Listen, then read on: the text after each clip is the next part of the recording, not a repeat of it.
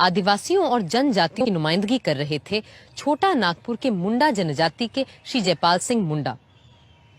एक ईसाई मिशनरी परिवार की मदद से पढ़ने के लिए वो ऑक्सफोर्ड इंग्लैंड गए थे। वो बहुत अच्छे हॉकी खिलाड़ी थे और 1928 में ओलंपिक गोल्ड जीतने वाली भारतीय टीम के कप्तान भी। आदिवासियों के लिए आरक्षण के मुद्दे को उन्होंने सभा के सामने पूरे जोर से रखा। As far as properties are concerned, we ought to provide for restrictions in public interest for the protection of minority and backward groups. Absolutely. And this is very important. Very, very important. You see, I being an Adivasi can vouch for the fact that this one thing either makes me, gives me a new life, or finishes me off completely. We must make it definite that the lands of the Adivasis are protected. And I want it to be definitely, most certainly, mentioned in the Constitution. Very well. In pursuance of what Sri Jaipal Singh has just said, we might add, after public interest, including the protection of minority groups and tribes. Why not? उस दिन एक हक तो हमने हर आदिवासी को दे ही दिया कि उनकी भूमि न कोई खरीद सकता है और न वो उसे किसी गैर आदिवासी को बेच सकते हैं।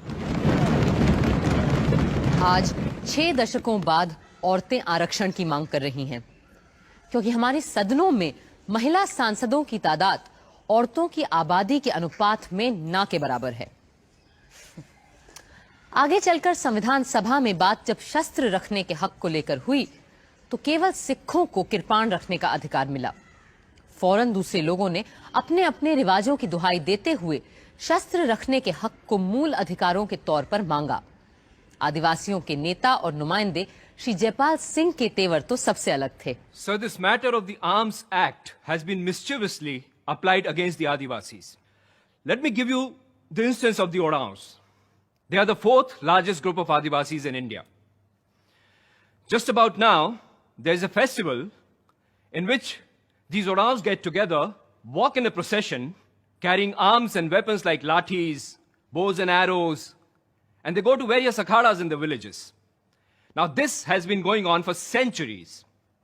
Last year, all of a sudden, we were told that we should not carry any arms and weapons.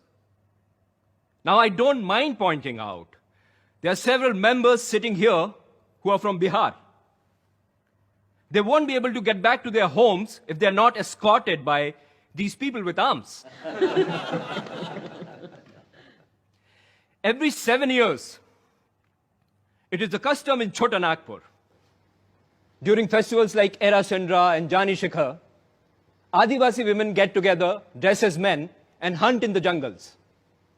Now, this is the only occasion that allows these women to show their masculine prowess naturally.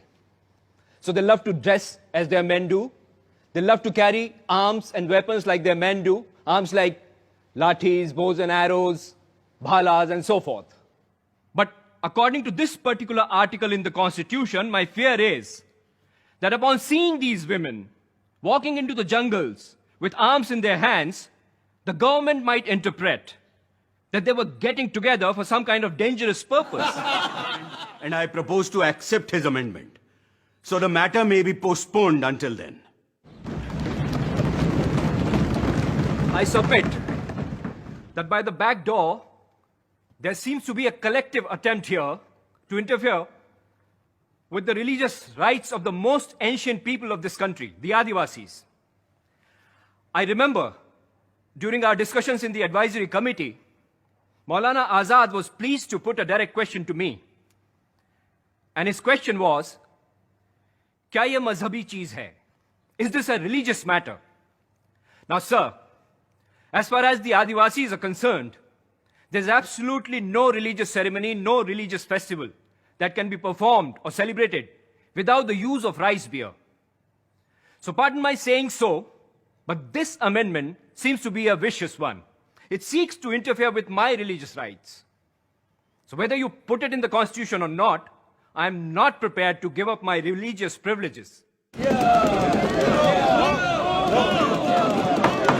छोटे अल्पसंख्यक समुदायों की भाषाओं के अपने दावे थे, जैसे कि आदिवासियों की भाषाएं।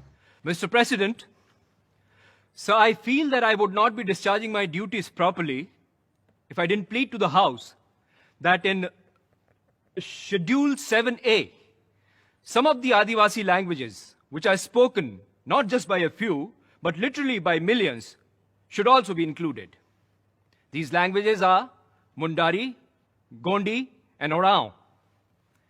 Sir, all I plead to this House is simply this, that the languages spoken by the most ancient people living in this country should find a place of honor in the schedule.